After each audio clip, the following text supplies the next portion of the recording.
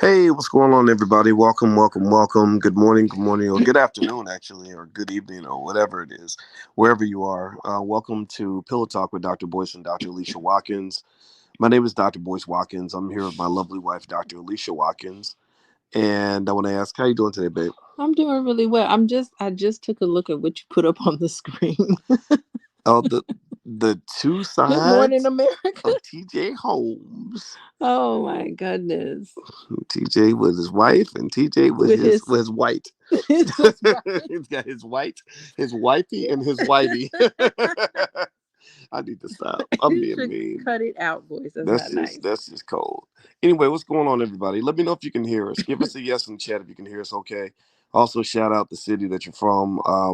We are doing Pillow Talk. This show is called Pillow Talk with Dr. Boyce and Dr. Alicia Watkins. And I'm a finance professor. My wife is a social work professor, and we just decided to do a show based on the stuff we talk about when we're laid against our pillows. So can you guys hear us okay? Let us know if you can hear us all right. Hey, RB Ball, how are you? RB's out of Minneapolis. Hey, I am Sunshine. Good to see you. She said, yes, sir. Okay, thank you. I'm seeing some yeses. Jewel is from New York. Love New York. Gotta go to New York. I was gonna talk to a We lady were on. just in New Well, I York. talked to a lady on the plane about New Jack City Live. I gotta see that. Wait, New Jack New City Jack Live, City, the movie? the play. Oh, they made it into a play. Yes, with I Alan Payne, who still looks like he's a teenager. Yeah, he played G Money again, 30 years later. wait, wait, hold on. Is it a reboot or is it a remake of the same film? It's a play, baby. It's the play version of the movie. A play version Yes, of the movie. yes, New Jack City Live. And it's in New York and you want to go to this. No, I want to go see it in Chicago. Flex, Flex Shanice's husband. He's my Instagram friend. He told me that when they come to Chicago, I told you that today at dinner. Oh, you know what? I've been very busy today, so I Yeah. didn't have time to concentrate on what you were talking Well, about. do To be you honest remember with you, though? Do you remember the I remember you conversation? bringing it up, but I was in the middle of cooking. Are we having like old people conversations where you forget No, something that we talked about 2 hours ago? voice. Do you realize when you came in and talking to me, it was like three other people talking to me at the same time. Anyway, so It in New was a lot of York, people that talking. so I heard that New Jack City Live is good, and shout out to Flex. Okay, so they're Flex and gonna I come to Instagram friends. Chicago, and we're gonna go see them. Okay, Yes, all right. yes. He told us we can. He's gonna give us our tickets. Oh, we getting a hookup? Yes. All right, I'm down for some hookups. Dang, I gotta be repeating myself. Sorry, I Anyway, wasn't paying hey attention. Kimberly Porter out of Portland, Oregon, from Ohio. She says she's from Ohio. She says I love your show. We love you too, Kimberly. Thank you so much. Okay, so here we go. All right, so how many of you heard? Give me a yes or no in the chat. How many of you heard about this situation with TJ Holmes and Good Morning America? And I think the lady's name is Amy Robach.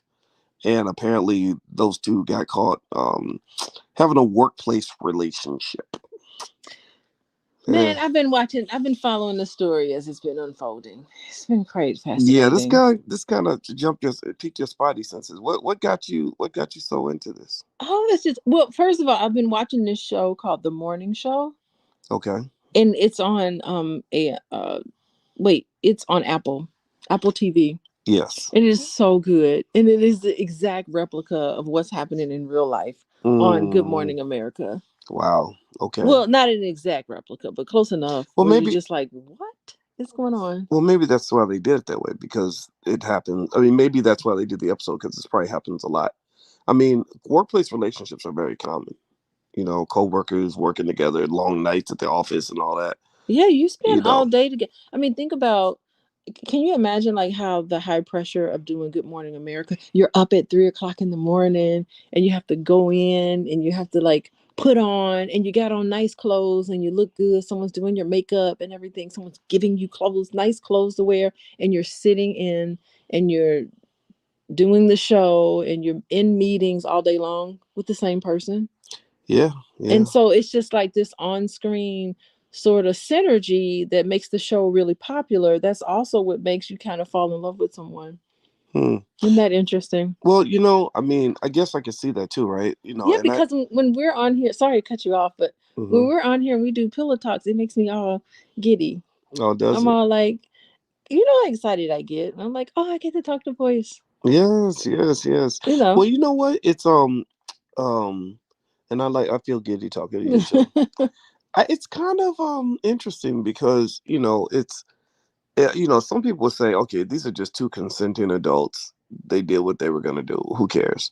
Right. But there is kind of a whole protocol. I mean, I personally think that TJ is pretty brave because, remember, Ime Udoka basically did the same thing at the Boston Celtics. You saw what happened to him. Yes, and then he covered it on the morning show. That's what makes it so funny. On Good Morning America. Right. He covered it.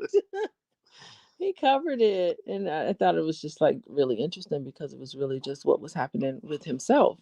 I mean, Hmm. I think what's interesting is like both of them were having probably difficult moments in their marriage. And it seems like, who's her name? Amy or something? Amy Robach, Amy Robach. but Amy I think Robach that's her name. was probably head deep, seems like, in a divorce herself. Well, they both got separated this year. They both got separated, but I think Amy was further along in her separation than he was. Yeah. That was my impression. So she was just probably done, and that left her really vulnerable to this handsome guy. Look at him. This handsome guy that she probably, you know, Hmm. felt really vulnerable, and he could smell it because he could smell it, I can smell the and it could vulnerability smell on the you, like vulnerability, perfume, girl. and he went for it. And it's really interesting because they tried to make it sound as if they were separated and then they started this relationship, but I would venture to say the relationship started and then they were separated because of this extramarital thing. Mm. That's what I kind of think what's going on. But the thing is that it's just so public. The Hmm. whole thing is so public. I can't imagine how humiliated their spouses who've been scorned by this devastating news. Yeah. And everybody knows about it, and we're talking about it right now. So it's terrible because a lot of people go through this privately, and it's already embarrassing privately, but I just can't imagine what it's like to just have it all over everywhere. Well, what I would say is that it's interesting to me how we act so surprised when two people become attracted to each other, when sex is happening all the time, everywhere, every day, all throughout Yeah. the world. Like, we're all here because somebody has sex, and I bet at least half the time it was unauthorized sex, either premarital sex, extramarital sex, sex with two people that would never admit that they were having sex, and it's kind of a funny thing because when I think about this thing with TJ and this lady, I think the only thing I would end up, kind of challenging him on is, you got to be really bold to sleep with a white lady on your job because most black men get fired for that. And She's going down and she's taking him down with her. well, I don't know if she's It going down. sounds as I if. don't know if she's going to go down because remember when Ime Udoka slept with the white lady on his job, they treated him like a criminal and didn't even mention her name, like she was a victim. Yeah, that was the part that And it's like, really how was was she a victim bothersome. when she agreed to sleep with him? He didn't take it. Nobody took anything.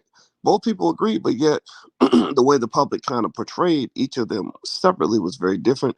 At least in this particular case, it's almost like with TJ and this lady, for the most part, they're packaging them together like they're Bonnie and Clyde, like they got away with this thing. But you notice the one slick part of the way the media is portraying it is they're saying that she was devastated from her divorce and that Mm-hmm. she was vulnerable. Well, I And just said that. right, and I just by said that her right, myself. and by them saying that she's vulnerable, Uh-huh. it almost sounds like he was predatory. He took advantage of her vulnerability. Well, she was vulnerable, and he was too, by the way, because he was having Mhm. issues clearly from that not Facebook, but Instagram post that he put up on their Oh, anniversary. the Instagram post is How crazy. did he like take that down? That is crazy. Yeah, well, he was talking about his wife, and I would read it to you guys. You can you get it up on your phone, Oh, you maybe? want me to pull it up? Yeah, see if you can pull it up. Because Yeah. yeah, so he wrote on Instagram that basically his wife, who he's been Can't married find my to phone. since 2010, Hmm. that she and I would pull it up on the screen, He but was I don't doing the mess up. 10-year challenge, right? The decade challenge. He was married to her for a decade. And Yeah, she's like, it will be a surprise if she stays with me for another 10 days or yeah, even 10 hours he was basically saying like I have no idea why she sticks around, even despite the fact that I have given her every reason to to leave. leave me. Yeah, and Yeah. and I'm just wondering like what that looks like when you have like a really handsome husband who's got millions of dollars and he's world famous Mm-hmm. and he's surrounded by all these women. I just wonder, what stories she might tell from that. But he got married in 2007, got divorced shortly after, and then he got married again in 2010 Oh, to I thought an he got attorney. divorced in 2007 and then got married in It that you know what 2010. that might have been it. Maybe I Mm-hmm. read it So wrong. he Maybe was married already. yeah, I did read a little bit of TJ's bio, and Mm-hmm. I don't really talk, judge much about how people live their personal lives, but I'll say TJ is a good journalist. I give him props. He's kind of Mm-hmm. like a young Ed Gordon type. Yeah, I can see him Yeah, on I get. 60 Minutes. Yeah, I think He'll Ed be on Gordon. 60 Ed Minutes. Gordon probably got a little salty when he saw TJ and kind of blow up. It's funny. I know Ed pretty well. I've met TJ. TJ called me one time out of the blue. That's right. Tell us about what happened when he called you. He What do just you want? What do you I want was with I you? was driving down the road, Uh huh. and it was after I'd written an article about BET and their mass exploitation of black people. And TJ called me, and I said, hey, he said, this is TJ Holmes. I said, who? He said, TJ Holmes from BET. And I was like, oh, hey. It Did was you like, know who he was? Because I didn't. I've never even heard of him I knew before. who he was, but I had to think, Okay. because, he's not quite an A-lister, but he's not, he's good. He's So good. you just answer phone calls, like random phone calls with random On numbers that on it? day, I happened to do that. I Okay. happened to do that. So I said, so he told me, he said, I got your number from Don Lemon. And I remember thinking, how did Don Lemon get my number? Oh, I've been on his show, Oh, but Don Lemon got your number, Boyce. you better stop. You better quit. Nobody starting those weird internet rumors. But anyway, so yeah, we were talking about BET, and he said you wrote that article about BET and how they disrespect the black community. He said we were sitting in a staff meeting, and it was like it was almost like you were in the meeting. Oh He said, wow. you nailed it on the head. He said, it was like you were in the same meetings we were in and heard the same conversations. And I said, good. I'm glad y'all having those conversations because what y'all doing to the black community is ridiculous. Okay, so when did this happen? When did you have this conversation with him? I don't remember what year it was. I want to say maybe it was 2012 or something. Okay, so really, so people in BET sit in a room and talk about how they're destroying their own people? Well, you have BET. You have the Jewish white people that own BET, who are really the Wait, big hold on. bosses. Don't you They're come the on now. they're the one. No, seriously, the Redstone family. Look it You're up. gonna So get canceled, boys. look it up. Sumner Redstone and his family Okay. own BET, right? And they pretty much have their Negro minions who pretend to run BET, but they're really kind of overseers. Okay. So the overseers start to have these ethical dilemmas where they wonder, like, hey, if we're promoting mass drug addiction and violence in the black community, are we somehow culpable for what's happening to our own people? They are. They are culpable. Right. Mm-hmm. But then they're like, but dang, but then there's the bag. I'm making money. So wait, so black people from BET sit around a room and gripe about Well, what they're I don't think doing they gripe. I think that I know or have conversations about. some former employees of BET who really almost feel like they work for Hitler. Like I'm sure like Oh, not it's got to be the way terrible. Nazi soldiers feel when they were taking orders from Hitler. And they look back and they're like, "Oh my gosh, I can't believe I did that." Yeah, I know some. I know one person. I know of a person who Well, worked I there mean, who felt the same way. that's a Hmm. problem. As black people, we're trained at an early age to go get a job with the biggest bag. It don't matter what the job is. Like you just go get the job with the biggest bag, and that's it. That's what led to that whole community wide debate over Deion Sanders and whether or not building an HBCU is a more meaningful role in society than simply building the University of Colorado. Yeah, I mean that university has. Did you see someone put up the demographics of that university? It's like less than 5% black people in that school. Really? It's crazy. I don't even Well, want to start. Let's not start with Deion well, you know Sanders. what? Here's the thing. There was just mixed opinions, and I think we got to respect all those perspectives because they did offer him a lot of money and all this other stuff, but at the same time, it's like I think a lot of people felt that you could still make a lot of money hanging out with black folks. Like you ain't gotta always just kind of abandon black people whenever, because that's what happens whenever you. That's why one of the reasons the black institutions don't grow is because whenever we get something good going in the black community, white folks come along and say, okay, how can we own a piece of that? How can we take that? And I thought he had a little more integrity than that. Deion Sanders well, had more integrity. I think so, but really, it's I wouldn't say he's a person of low integrity because he took the job. I see it as I thought he might be a person with extraordinary commitment. You know, I think it's short. It takes like your father. Your father turned down a lot of high-paying jobs at Oh, he was white. never going to teach at a white institution. Yeah, yeah. Never. He could have made a lot more money in Hmm. Boston or University of Louisville, but he said, "I want to go to an HBCU He because I want to purposely teach went black to a people." HBCU. He said, "That's where I need to be.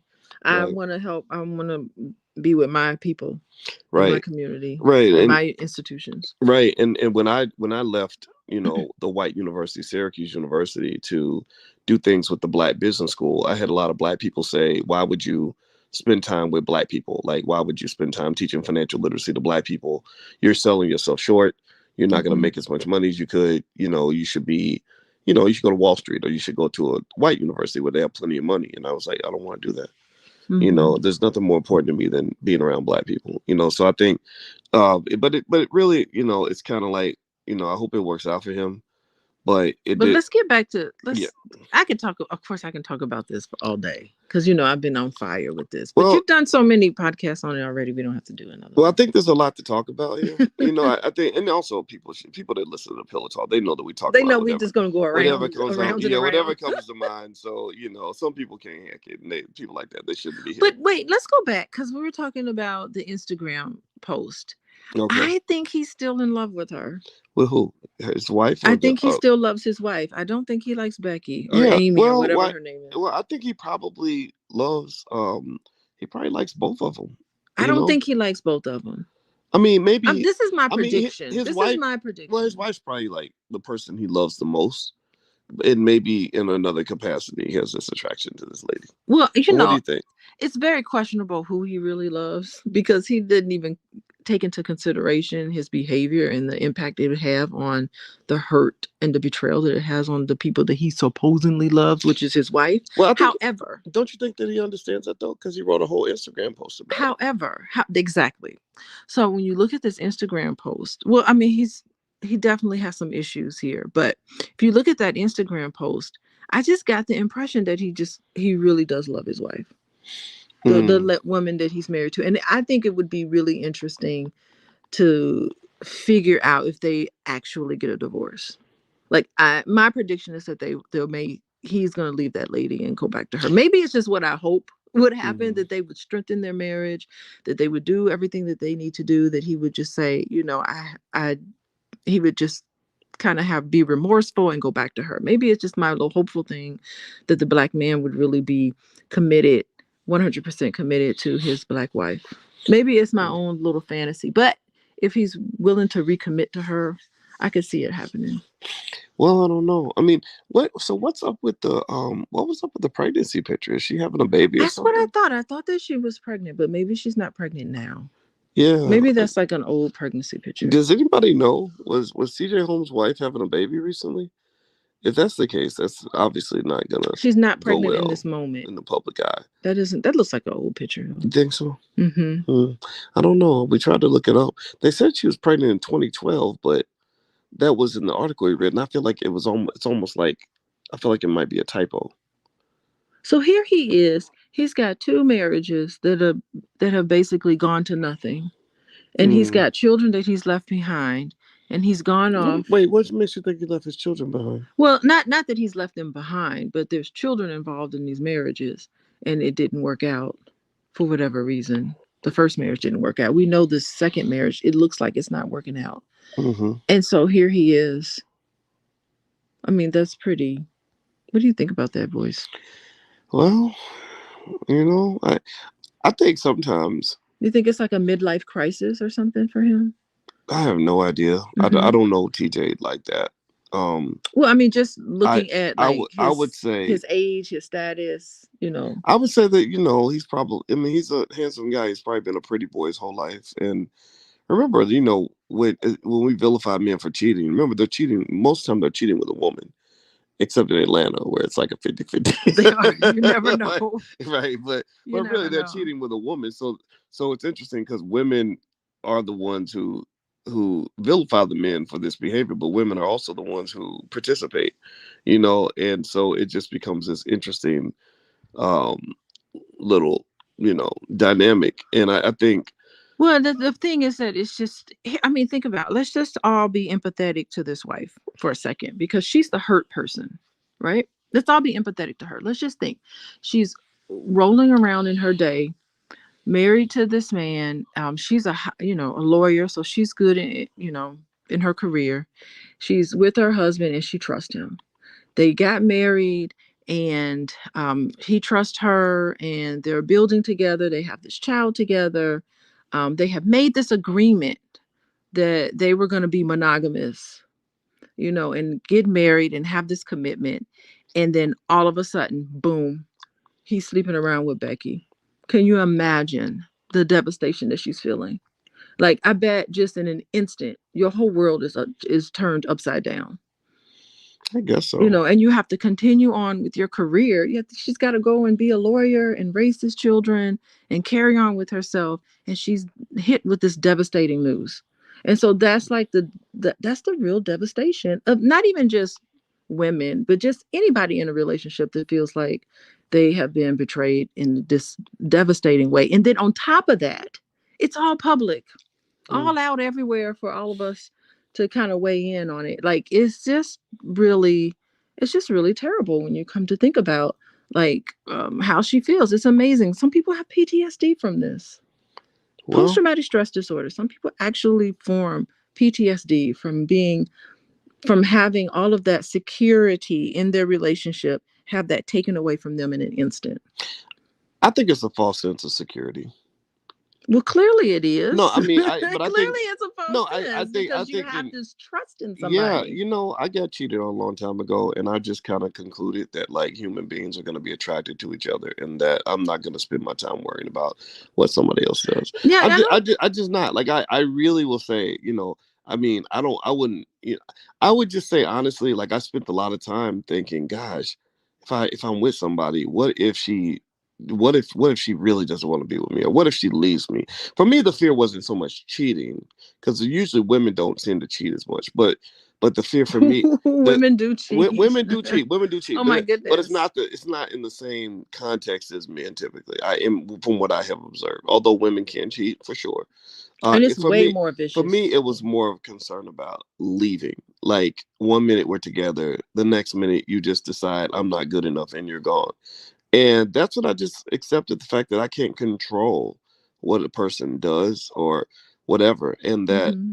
you know, I had to make a choice. Either I play the game and deal with the risks, or I don't play the game at all. I sit on the sideline. I just say, hey, I'm not marrying anybody. I'm not dating nobody. Mm-hmm. Because I don't want to get hurt. Because you can guarantee that you'll never get hurt. You know, you can get like, you know, like with TJ and his wife, they could have never got married. You know, maybe TJ could just say, "Hey, look, you know, I really love you a lot, but I'm a play. I got all these white ladies at work that want a piece of this, and I cannot promise you over the next decade that I won't slip up a little bit." Oh, I love that. Now that okay, because you just said a bunch of different things. So Mm-hmm. being attracted to somebody, who cares? Like anybody can be attracted to anybody, Mm-hmm. but it's just having the discipline. I know you've talked about this a lot of times. Having the discipline to wait. Okay, it's having the discipline to not work on. What are you Mm-hmm. doing? Look at your Okay, fingers. it's having the discipline to not act on that. That's the part that that's really the difference. So being attracted to somebody, I mean, we're all human, we all are going to be attracted to people. Look at this guy, he's nice looking, he's attractive, but I'm not gonna like reach out to him and try to do anything. So that's the key thing. It's just like acting on your attraction. So that's the first thing. The second Mm-hmm. thing is that in healthy relationships, in Mm-hmm. healthy relationships two of the things that are so important in healthy relationships is commitment and trust.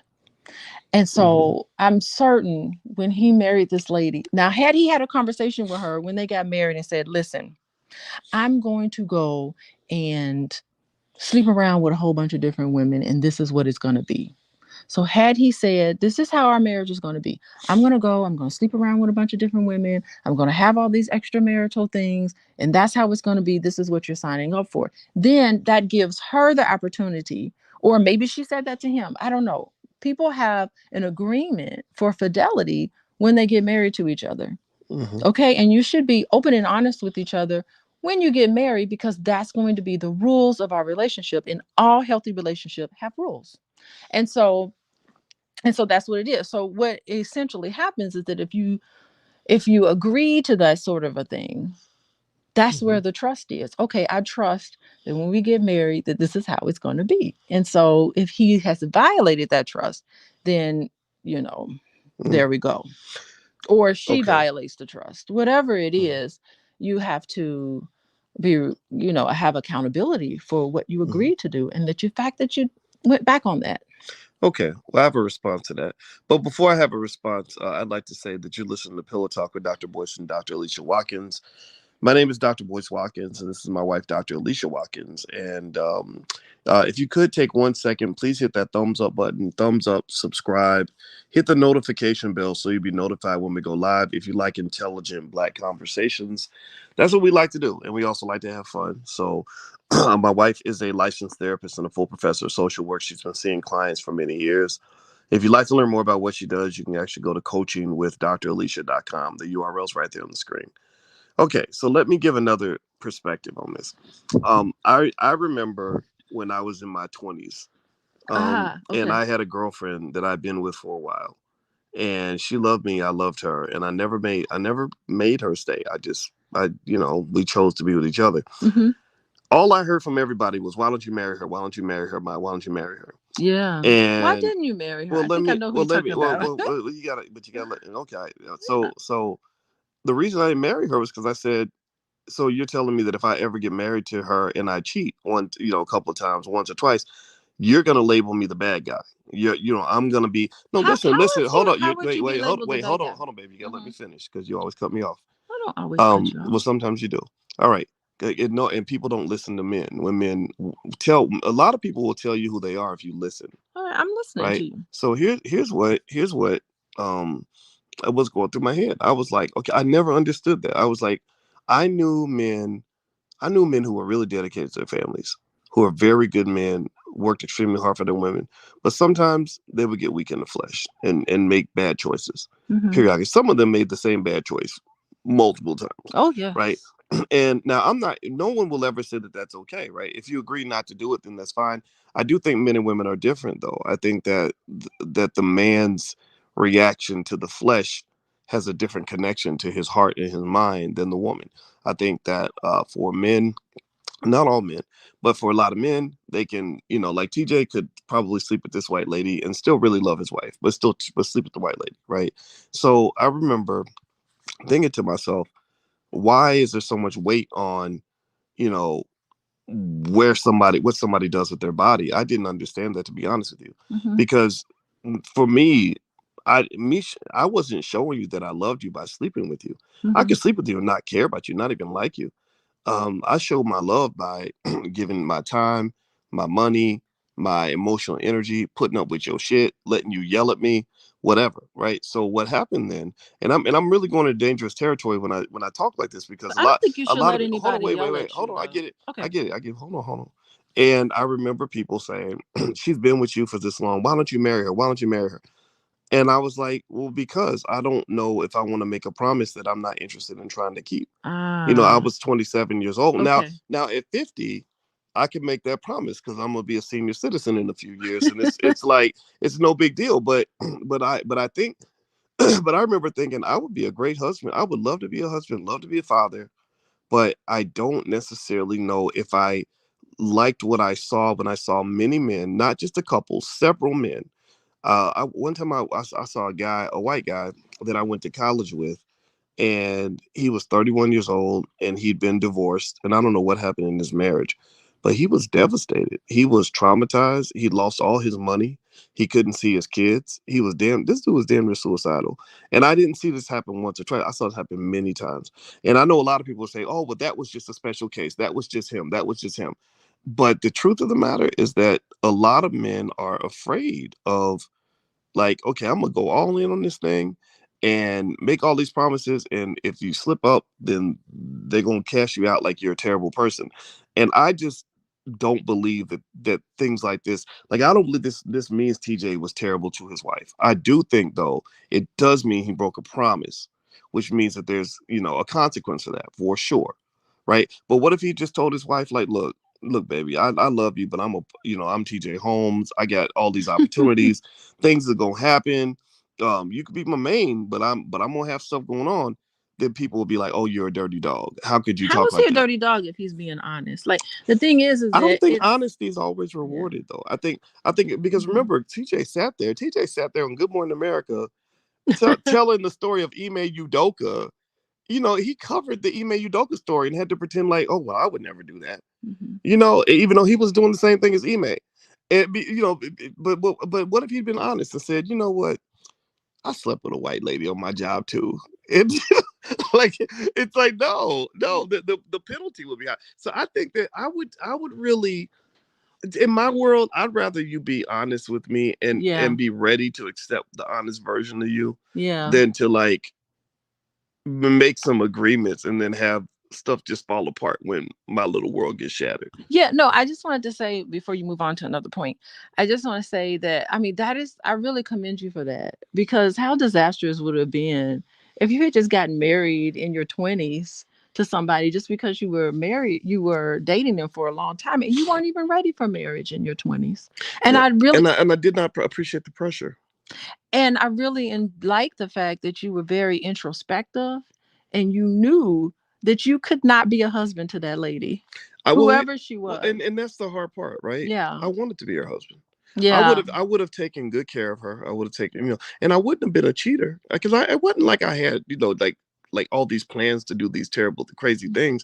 It was just more like I was like, dang, like, You just so you weren't mean, so ready. you mean, so you mean if I mess up one time, you could take all my money and take my kids, and then tell everybody I was a terrible person, even though I'm not. That did not seem fair to me, and I think that that's what I hear guys say when I'm talking. Oh, interesting. Yeah, Okay. when I talk to men and women are not in the room, I think any smart woman who really wants to understand men needs to go and listen to a conversation among men where women are not around. They'll tell you all the truth that you want to know. You just got to be ready to hear it. Okay, so no, so what I was trying to say was that I think it's really nice that you were that introspective at that age to know that you couldn't really be a proper husband to someone and make that type of commitment in your 20s, which by the way is tough to make a commitment like that in your 20s. And I really like that you held out and said, you know what, I'm not quite ready for that. And waited until you were ready for that to be a husband to somebody. Like wanting a wife, a lot of men don't do what you did, Boyce. A lot of men, they want to have a husband. I mean, You they mean a want to wife? have a wife. A lot of men want to have a wife, but then they don't want to be a husband. They don't want to have that level of commitment and dedication. Is being a husband just all about what you do with your Um, body? well, Like, is that it? Like, does that that's part of it. right? And the other part of it is when you made the statement, like he should have just said, I'm T.L. Holmes. This is what it's going to be. I'm going to be sleeping around with a whole bunch of people.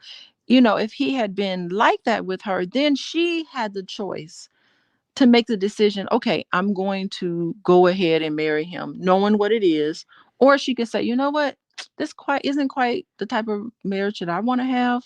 So this is just not right for me. You know what I mean? Mm. So then he could have been giving her the choice about what he wants, but whatever it is, at least he was honest about who he was. And I think it's so important for men and women to be really honest about who they are. I get it. Yeah. I get it. I kind of think, you know, I mean, and I think that this calculus is different from men and women. I really do. I think men don't have to worry as much about a woman cheating on them, even though women can do that. We know Women can, we for know women sure. can cheat. There's no question about it. But it's like it's not. You don't hear as many of those stories as you hear about things that happen with men. And I really think that That's too bad too. it's right, but I Hmm. mean I process it like it's real interesting. I don't know. It's tough. I'll say this. every time, let's not talk about cheating, but every time I run into something that makes me unhappy in a relationship, with you even, something that Mm-hmm. just drives me crazy and gets on my nerves. There's almost nothing that becomes like a deal breaker. There's almost nothing that makes me say, if you do this again, you out of here. You know, and the reason Mm-hmm. that I don't have any deal breakers really with you for the most part, except if you tried to kill me while you were smoking crack or something like that, then that would be different. But Yeah. for the most part, the reason I don't have any deal breakers is because there's one key question I ask myself Mm-hmm. in a relationship: would I be happier with you or happier without you? Right, even That's a with good question to even ask. with your flaws, even if you have a horrible flaw, even if, you know because terrible things can happen. People can get really sick, people can, um become change into a different person, things can, so it's like that. But that's my calculus is, okay, so this stuff is really making me mad. You violated our relationship because you're getting on my nerves, or whatever it is you're doing. I don't think when women hurt men, it's not usually from cheating. It's something else. It might be nagging him to death, or yelling at him, or somehow demeaning him in some way, right? Well, And I've seen it. nobody should. Here, I just want to jump in because But hold on, I you get made 2 points that I hold on, want to hold on. But respond let me to. well let me Okay. respond. All right. So it's like, I think at the end of the day, I just ask myself, am I better off with you or without you? Is TJ Holmes' wife better with him, where he might step out? What? I'm trying to remember my 2 points, but go ahead. Okay, no, Hmm. no, no. But seriously, so I'm thinking, if I'm TJ Holmes' wife, it's like, okay, you have 99% of TJ Holmes. There's 1% that you don't have, but there's 99% of him that you do have. Do you want to go from 99% to 0%? And then you're single again, and you're dating all these men who are only doing God knows what, who could be bringing diseases into your house. I don't know. I don't know which is better. Yeah, I wanted to respond because a while back you mentioned that um just because somebody cheats that makes you a bad person. And I'm very curious about like where that comes from, because in my practice I always try, because I come up with infidelity issues all the time, and sometimes it's women, sometimes it's men. It actually is pretty 50-50 in my practice in terms of that level of deception. And one thing that I found was that I always make it clear that just because this person has been unfaithful doesn't mean that they're a bad person. And so I think that we have to get away from making somebody feel like they are a bad person just because they did this particular thing, just because they violated the trust or they broke the trust in the relationship. That doesn't make them a bad person, because chances are the cheating happens for various different reasons, but when that level of violation happens, it signals that there were some issues in the relationship that weren't addressed, that should have been addressed. Hmm. So, like, for instance, I'm just giving you a scenario. This isn't anything necessarily that, I'm, confronted with all the time.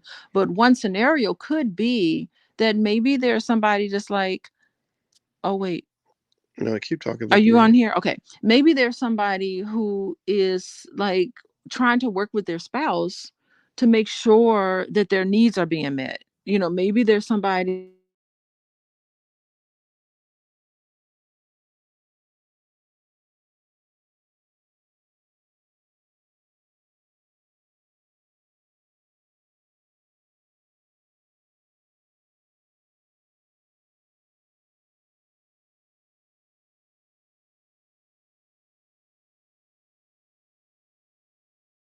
So just because one person is unfaithful and another person is hurt because they're unfaithful, it doesn't really mean that anybody in that relationship is a bad person. So I wanted to make sure that I address what you said, because just because you cheat doesn't make you a totally bad person. It just means that there's issues going on in the relationship. Maybe there's issues going on within you internally, that you feel like it's a compulsion, that you just like have a sex addiction and you just have to go to all of these things. It could be some issues like that that's driving the reason why someone's I doing some of those things. So it's important for you to, it was the sound gone because you went to another no. thing. Okay.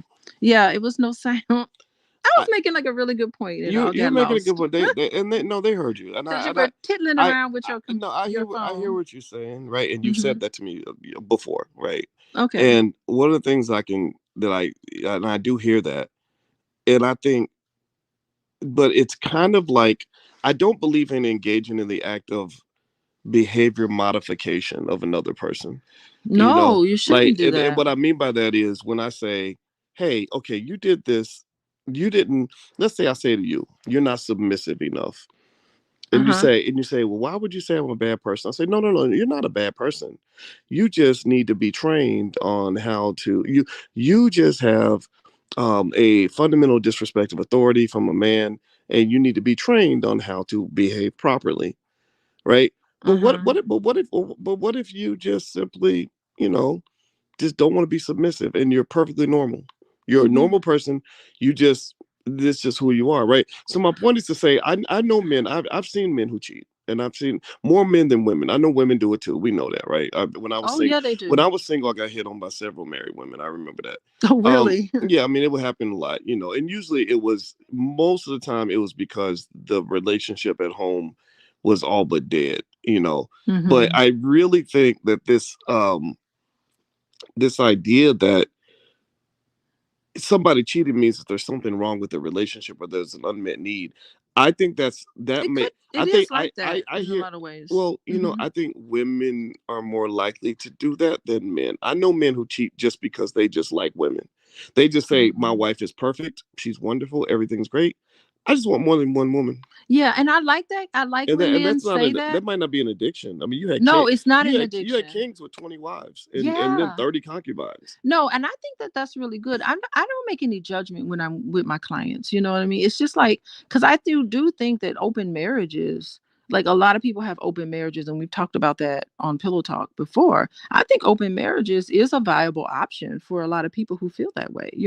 For Hmm. people who feel like and you're right. I do know a lot of men and women who are just like, I'm kind of down for open marriages. I don't really feel like I need to be with just one person all the time and have this one person satisfy this one need for me 24/7. And so, and that is a viable option. But the key to it is not whether you want to open marriage or not. The key to it is making that agreement with your spouse to say, okay, let's explore open marriages because this is the things that I want to do. These are the things that I want to do, and having a conversation about that, and having an agreement, because all healthy relationships have an agreement. It's not telling somebody what to do. It's not saying you better do this or else. It's just saying, let's sit down and talk about how we want our marriage to be, and if we're going to change how we want our marriage to be, you need to be open and honest about that. Well, one thing that is Uh-huh. happening is a lot of men are being more honest about it, and Good. they're just not getting married, and then Right. but then they have to deal with black women who get mad because they run into these guys who are players who just say, "Look, I'm not promising you nothing. Like Well, I don't think a player, see, I'm that's not." interesting because, I've just seen that. I was on the airplane today with a poor lady who was telling me about all the men she was meeting. She was close to 60. She's dating, and she was talking about how she can't find men that want to commit and want to do this and want to do that.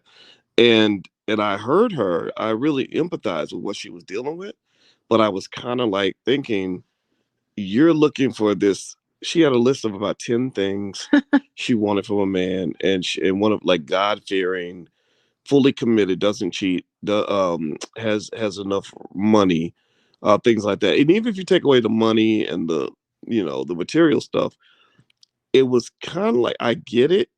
I get the cheating thing, that you don't like it, but she was dead lonely. This lady seemed really unhappy to be alone. I didn't tell her. I was thinking to myself, I don't really know a lot of men like that. She asked me, do you have any single friends who fit that criteria? I said, no, I don't. Because the men I know, I mean, I know a lot of guys now, and a lot of them are married or they're players. I don't know a lot of like hmm, single God fearing men who are going to be completely committed in a relationship. Blah, blah. The guys like that might be the losers. I know. I might know some losers, but it's just. I mean, I don't know. It's an interesting dynamic. I don't know how to fix that. Yeah, well, it's interesting that you call them players. Like, I think that men who feel like they want to sleep around with a whole bunch of women, I don't think that they're players if they're being honest about what it is.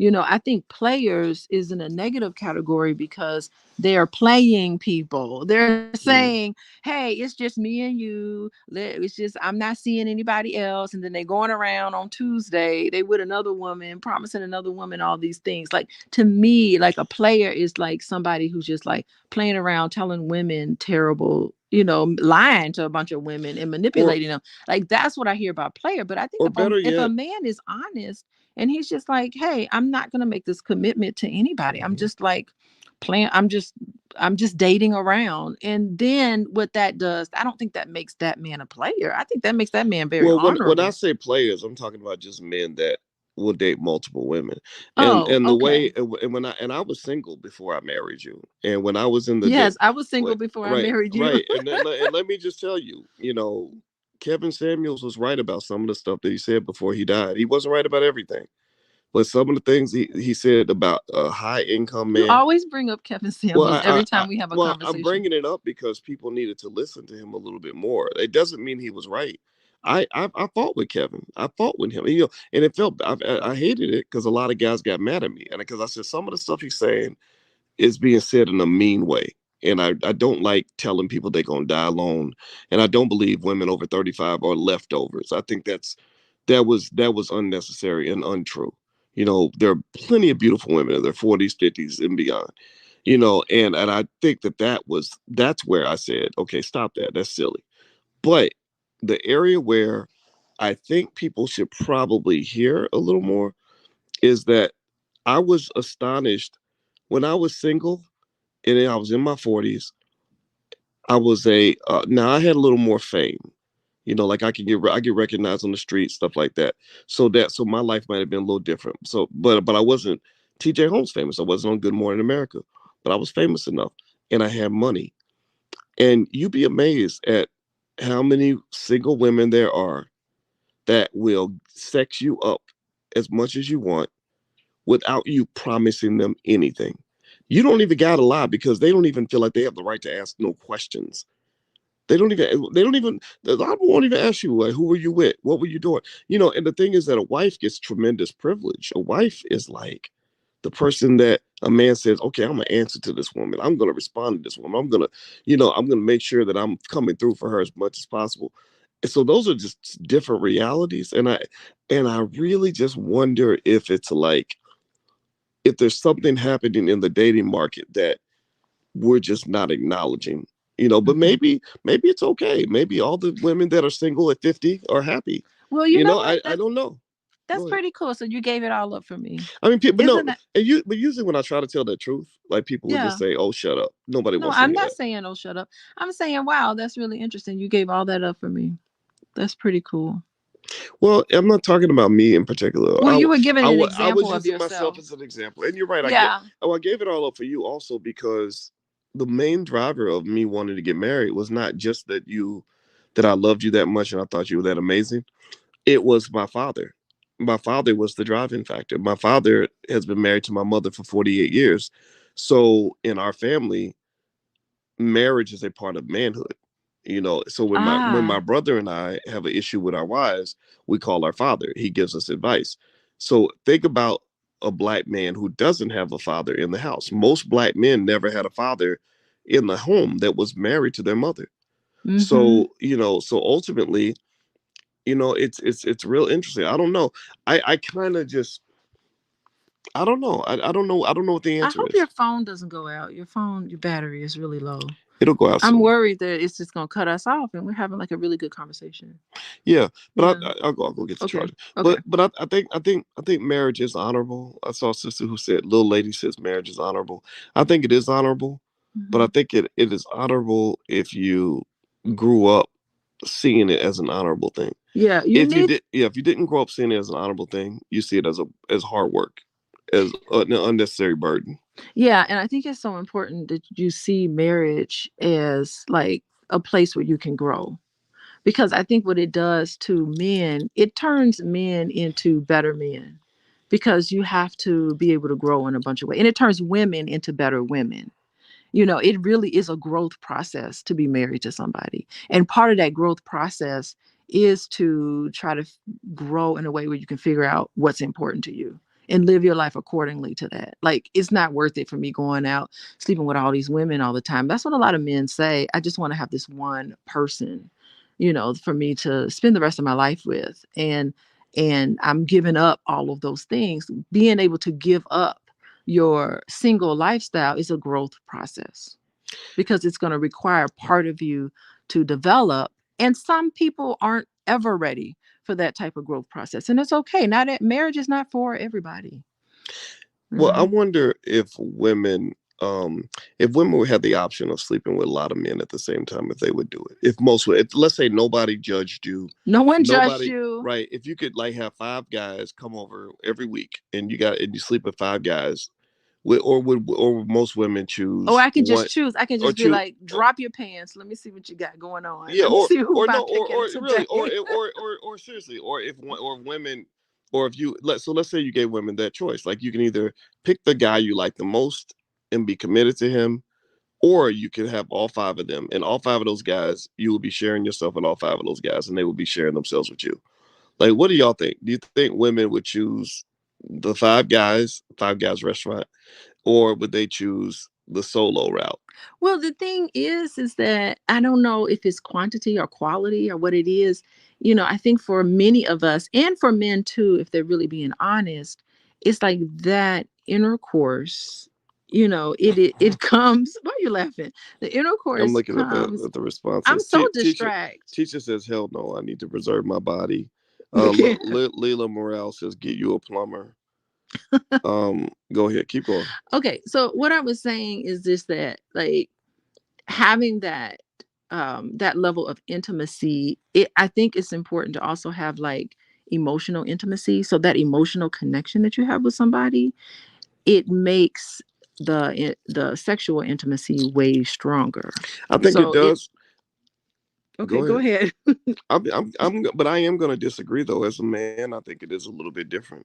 I think that. Well, I mean, that's speak for yourself because I have spoken to a lot I. of men But are you a who have man? I'm not a But are man. you? But are you a But man? I'm just You're. quoting other I men, know and you're quoting other men. some of the men in the chat can Hmm. also weigh on in on Hmm. this because I hear what a lot of men say, and they're just like, what, it's just so much better when I have that emotional connection. Believe it or not, there are a lot of men who come to me and say, I would love to have an emotional connection with Oh, somebody. absolutely. They have an emotional Absolutely, and connection they with, know right, that. but what I here's what I would argue.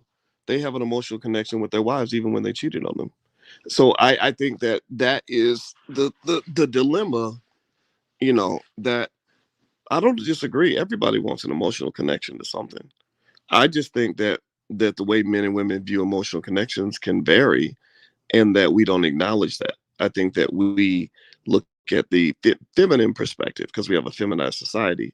And I think the reason people had such a hard time with Kevin Samuels is because he came in rough. He did come in rough, but he came in with a really masculine perspective. And that's why So millions you really feel like he was like really embraced things that were masculine. Like, I didn't really see much masculinity when I saw him, but maybe that's you. I saw a lot of not feminine. I saw a lot of I just didn't see masculinity. I don't When I see him, I don't think of masculine for some reason. But well, that's it not I like mean, my own some of view. the stuff was Like a little well, some of it was a little shallow, mhm. and also what's the word, I just have a different. shallow and strange. Like, what's your dress size? Like, I don't think black men necessarily need the, like, I don't care about, I think a lot of black men I know don't care about your dress size. They just want to know what you look like, right? Because they know a woman can have a big dress size but still look really good, be thick or whatever the case may be. So that sort of idea that most men want women who weigh 18 pounds is just kind of silly. And I think that him saying that women over 35 are leftovers and unattractive, that's just stupid. That's just not true. I've seen beautiful women in their 50s and beyond. Um, but where I think people should hear a little bit is I think when he was talking about, like when he would talk to women that would say, okay, I'm appealing because I run my own business and I make a lot of money. And he would say, men with money don't care how much money you have. That was something I agreed with. I know you had your own money and I think it was great. You're a professional. I love your career, but literally you could have been a person with no job and no career. And I would not care because I had plenty of money. I didn't need an extra breadwinner. I didn't need somebody else bringing in income, but that was my position, and so I think that that's something we kind of forget. Like we go in talking about what we think we offer that's valuable to the other party, but we don't think about what the other party actually wants. Okay, so I have a question. According to you, what would you consider to be masculine? What's what's Well, what's a I real mean, what's I a think there's man, like manhood and masculine? I'd like to hear like your definition of it, just your definition, because I think everybody has their own definition. I feel like masculinity is well, it starts with protective energy, provider energy, assertive energy. I think some level of ambition. But men are not, like teacher says, men are not monolithic, right? So we do differ. Mm-hmm.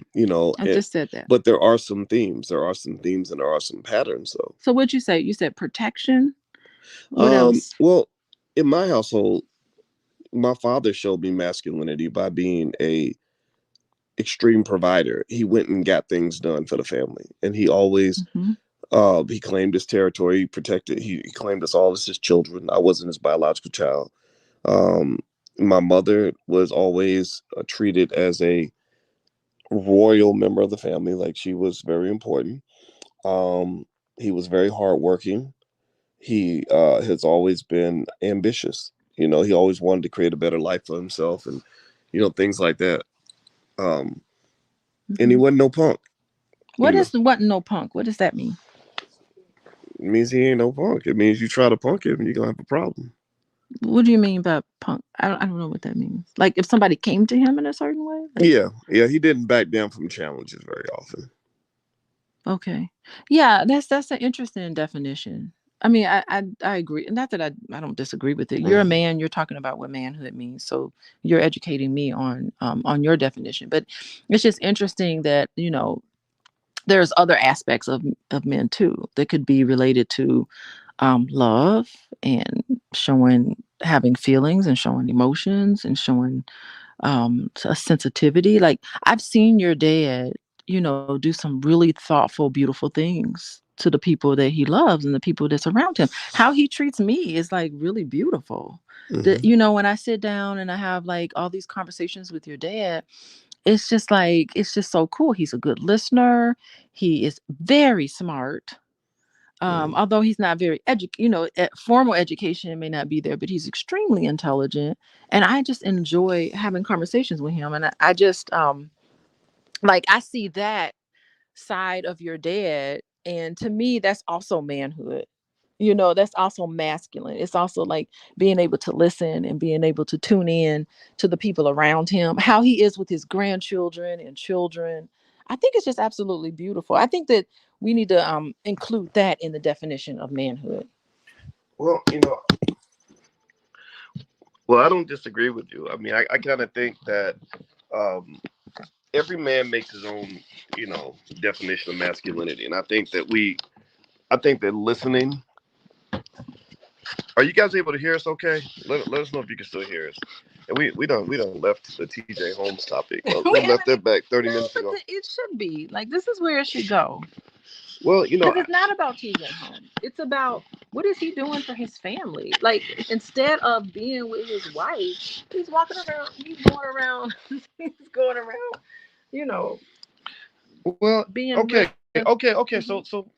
I think that I get it. I mean, I totally get that, but I just really don't like the idea that women get let off the hook Oh, because I see. because because what I see is I've seen a lot of men who Hmm. have been hurt badly by women, and it just didn't come in the form of cheating. So Yeah. the woman comes off looking like she's innocent, and the Yeah. thing is, when a woman cheats, a lot of times people will ask, why did she do that? Hmm. Like what's going on in the relationship.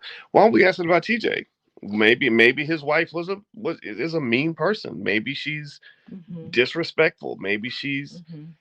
denying him affection. I mean, like so. I think that if we're gonna start finger pointing, Yeah. I notice we finger point at men a little bit more than we do with women. But honestly, I just don't know if finger pointing at anybody is necessarily productive. Yeah, I absolutely agree with that, and I do think that because there's hard reasons for getting divorced, Hmm. which could be cheating, but underneath that is a lot of soft reasons, and soft reasons is how you communicate with somebody. Are you respectful to that person? Do you have genuine friendship with them? Do you feel like the relationship is supporting your career goals? Do you feel as if your spouse is helping you become a better person? All of those things. If those things start to deteriorate, your commitment to the marriage deteriorates, and your trust level deteriorates as well. So I agree with you wholeheartedly. Yeah, well, you know what? I'm gonna tell you this. My parents who stayed married for 48 years. My mother. One thing my mother believes is that you got to be real thoughtful and careful about how many expectations we put on other people. Mm-hmm. Mm-hmm. It's expectations draws pressure, um, and it doesn't mean you have no expectations, but at the same time, I'm when I married you, my goal was to let you be exactly who you are, whatever that meant. Mm-hmm. Like I don't, I rarely come in and say stop doing that or talk to me different or change the way you do this or change the way you do that. I try not to. You painted the whole house. You went and got painters and painted the whole house, and I was like, well, as long as it ain't interrupting what I'm doing, I and tried to bring you in on the whole thing. you You did didn't you did really well. interested. The thing here's the deal. Here's the deal. I'm gonna be honest with you. I didn't really want the house to be painted. I didn't give a shit. I think the house looked great, but you wanted the house painted, Well, it was and so looking kind of run I get it. down. I get it. I hear you. I hear you. But Hmm. but listen. I said okay because you're the woman of the house. Yeah. And that means that as long as it doesn't interfere with my life too much, I pick my battles with you. And what I have an issue with is that I see couples where people are picking every single battle because Yeah. you think you own and control another human being when really that is a free thinking individual that you need to learn to respect who they are. Either accept who they are or walk away, you know, and I or see if you can do better, and I just think in general, um, like when you painted the whole house, I was like, okay, well, for the record, I don't think the house needs to be painted, but okay, fine, take the money out of the account, pay the painters, go for it. And I don't, I just really kind of feel like, in general, accepting the more you can accept people for who they are, whatever that means, the more likely you are to be happy. It does, and then people think that that's simping, or they think that that makes you a pick me. Like every time you have black women that are like empathizing with black men online, I've seen people call them pick me's, and that's the dumbest shit I've ever heard. People who talk like that, you're gonna be sitting there single for the rest of your life because ain't nobody gonna be able to meet your impossible standard. And then when you have the men that call other men simps because they love and respect some woman and decide to treat her kindly, well, those guys are idiots. Those guys are punks. Because if you value a woman, you should treat her well. Like, what kind of punk are you to not think that a woman should be treated well because she's standing beside you?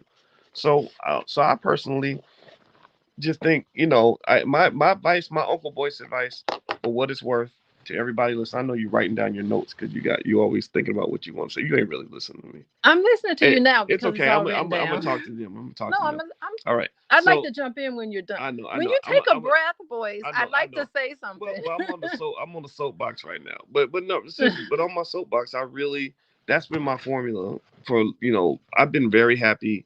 I didn't get married for a long time because I just didn't want to, and but I've been really happy in most of my relationships, and the happiness was correlated with training myself to learn how to accept and love a Hmm. person for who they are.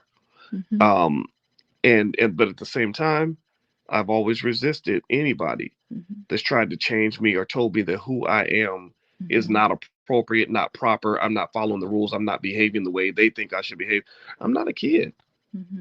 And I really think we got too many people out here thinking they can control other people. And that is a formula, in my view, that is a formula for frustration and disaster.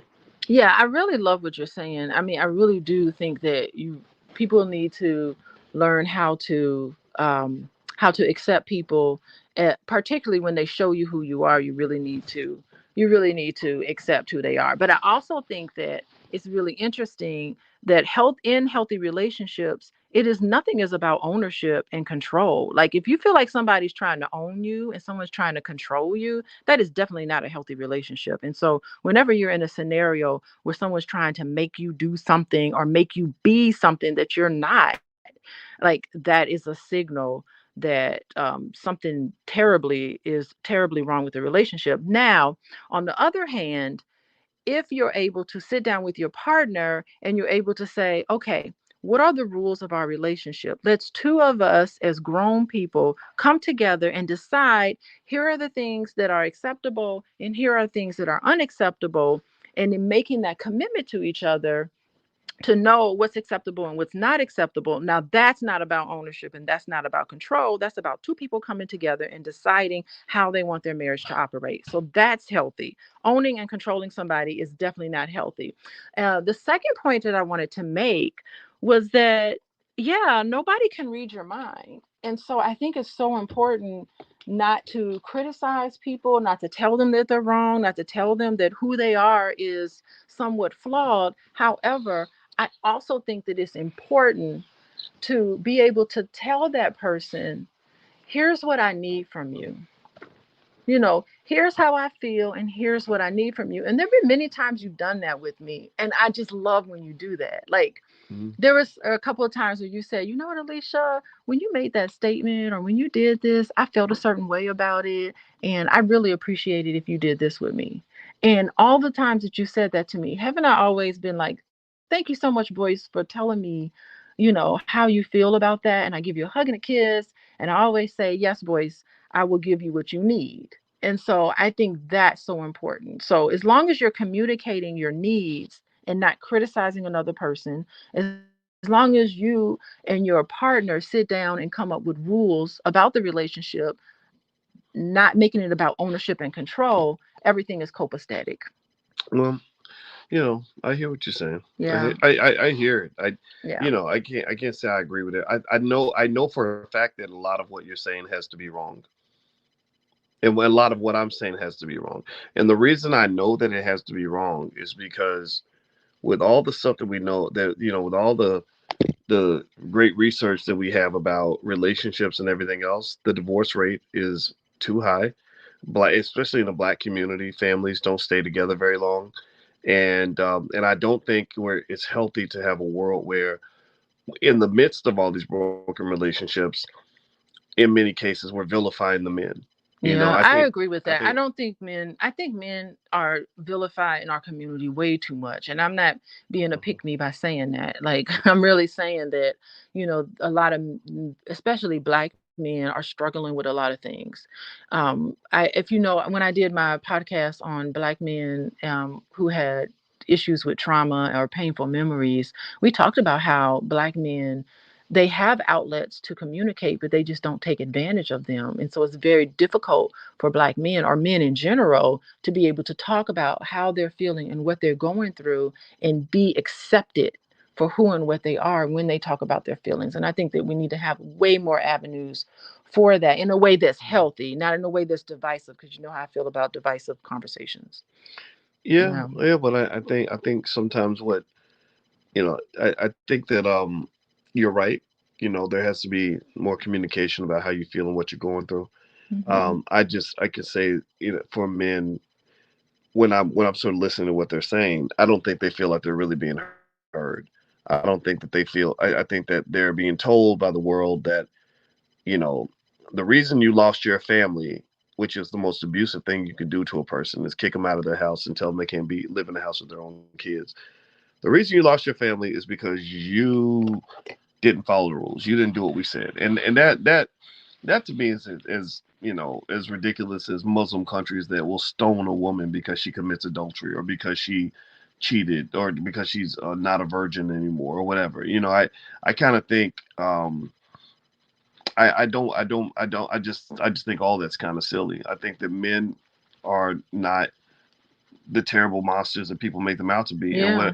And what I'm really concerned about too is, like, I know, I can say for a fact that my father did cheat, and he's talked about it, and when he was younger, and a lot of people would say that that makes him toxic, and that made him a terrible husband.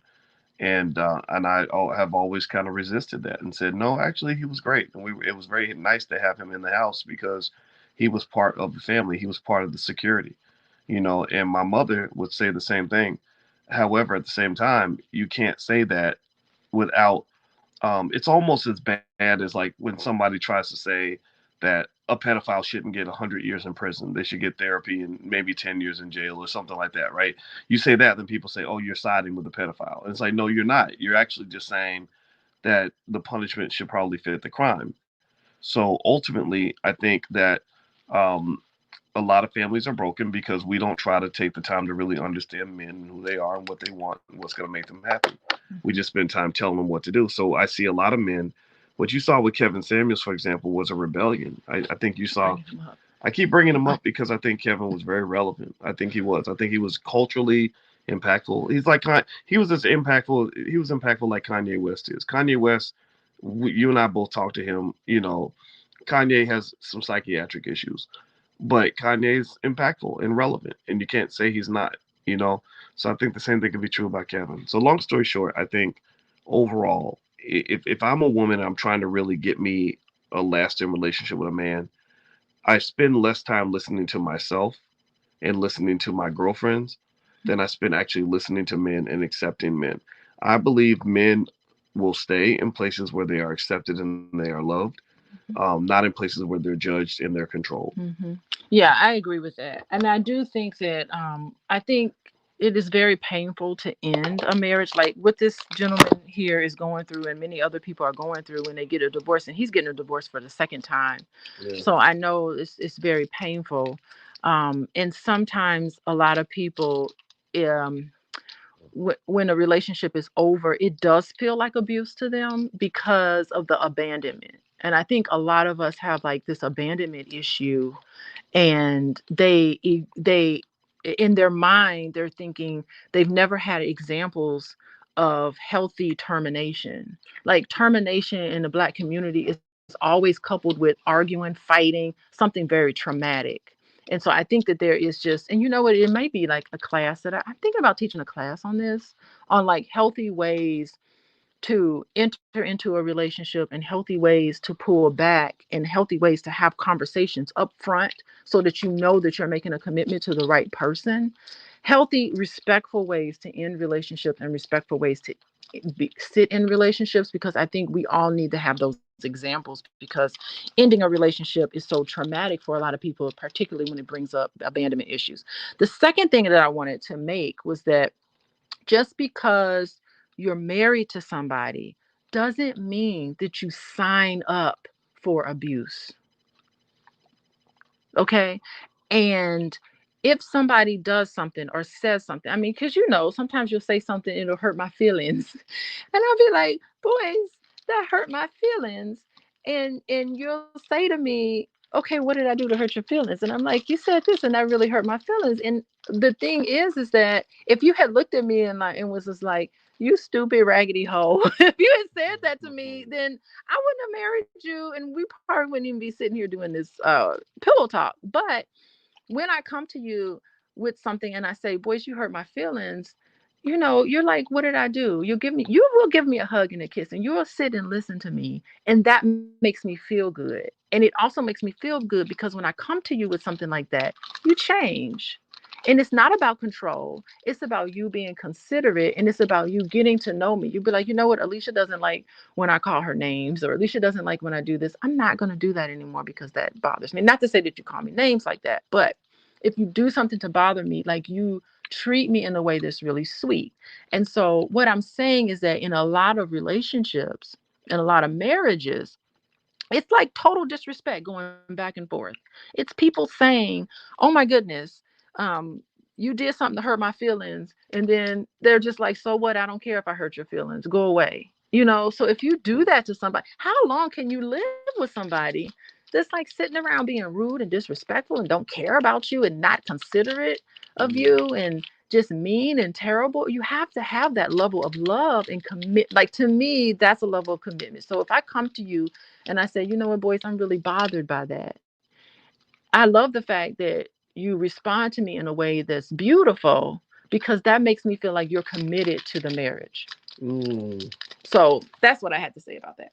And that's probably when the commitment and stuff is out the door. That's when women and men and all of that want to get out. So you have to be committed to respect. Well, mhm. What? Somebody said, "Boy, stop typing." Why are you? Is somebody impersonating you? Is No, I someone wasn't. I impersonating you? wasn't typing. I was Oh, Boyce is chewing eating. Skittles. It must have sounded like I was typing something. Oh, But Boyce is anyway, eating candy. yeah, I was just listening. Okay, well, you know what? Um, And I I thank you. think that's a I just want to say I really thank you for being really kind and sweet to me. Not only to me, but to the kids. And I just want to publicly, because I know your love language is words of affirmation. So let me give you some mm, words of affirmation. I really do yes. Go appreciate ahead. you. I really do appreciate you. I appreciate you too, and I love you. I love you too. So Yeah, yeah. It'll be 30 years since I met you. we have really got to do something great. Our Yeah. 30-year Well, we gotta anniversary. go back to campus. I think we should take the kids with us and everything. Just take Yeah, yeah. everybody. It's just going to be a big pilgrimage. Let's go down to Bloomington, 30 years from when we met, and just like celebrate. Absolutely. I can't wait. Absolutely. Put it in your calendar, because you are not traveling that weekend. I'm going to be mad. I'm going to be like, he can't go. I'm going to be telling you No, what to do. that's not gonna happen. That's not gonna happen. Yeah, I look forward to it.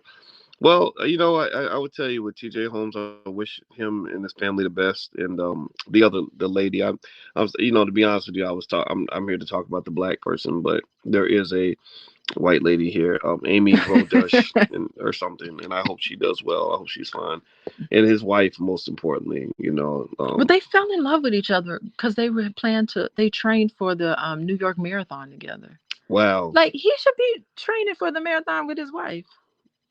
maybe she don't want to run. She'll probably start running now. I need to keep up with these white women.